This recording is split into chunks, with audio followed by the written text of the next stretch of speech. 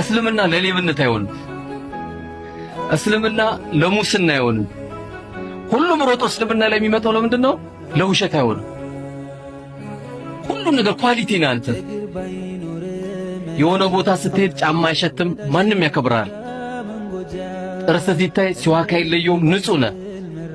ኒካ ለማሰር ፈለግ ማንም ማሰር እንዳለብህ ነግሯል እስልምና።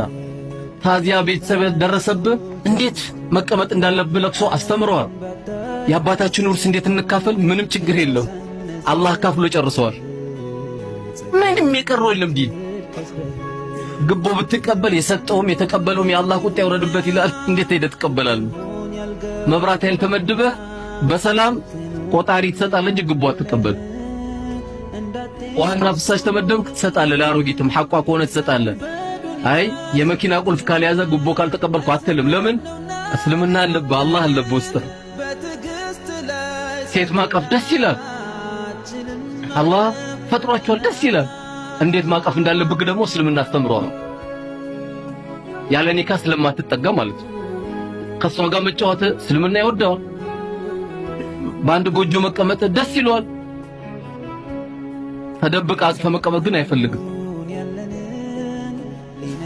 አንተ በዚህ ዘመን ሃይስኩል ተማሪ ኮንክ ወይ ዩኒቨርሲቲ ተማሪ ኮንክ ወላሂ እኔ የሴት ጓደኛ የለኝም ካል ጓደኞች የሚስቁበት ወቅት ላይ ነው ያለነው።